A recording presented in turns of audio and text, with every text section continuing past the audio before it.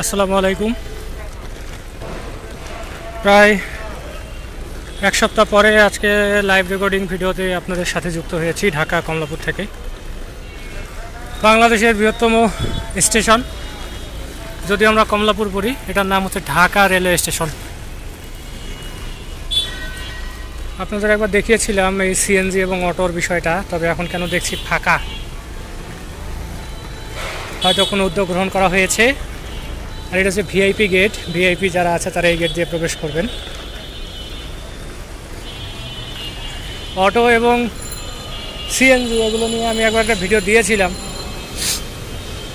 এই রাস্তা দিয়ে হাঁটা যেত না, তবে এখন অনেক সুন্দরভাবে হাঁটা যাচ্ছে। ওইদিকে অটো সিএনজিগুলো রাখা হয়েছে, এটা খুব ভালো হয়েছে আর কি, যাত্রী মুভমেন্টের জন্য।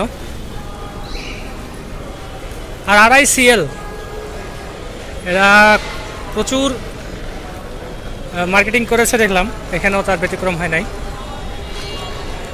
তো আমরা স্টেশন প্রবেশের পরে আবার ভিডিও অ্যাড করব, সাথে থাকেন। তো স্টেশনে প্রবেশ করা হয়ে গিয়েছে, যাত্রী চাপ তেমন একটা নাই। ডিসপ্লে বোর্ড, হ্যাঁ,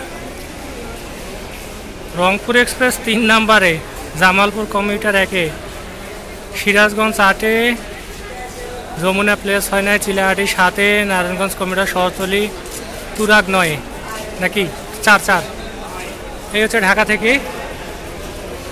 এখন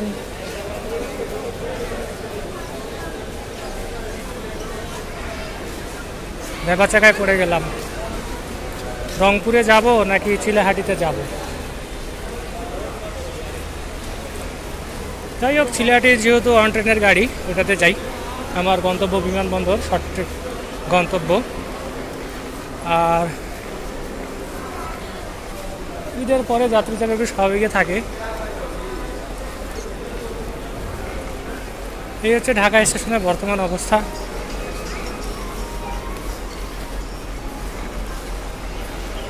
চিলাহাটিকে একদম 7 নম্বরে দিয়ে দেওয়া হয়েছে, কেননা 1.5 ঘন্টার বেশি সময় থাকতে হয়। ঢাকা স্টেশন থেকে এই ছিল আপডেট। আর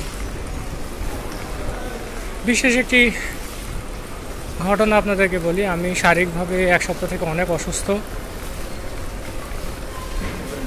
কথা শুনতে হয়তো বুঝতেও পারছেন, আমি হাঁপিয়ে যাচ্ছি। এই জন্য পেজে তেমন একটা সময় দিতে পারছি না, আন্তরিকভাবে দুঃখিত। চিলাহাটি এক্সপ্রেস সাথে দাঁড়িয়ে আছে চায়না গার্ড ব্রেক নিয়ে। ধন্যবাদ।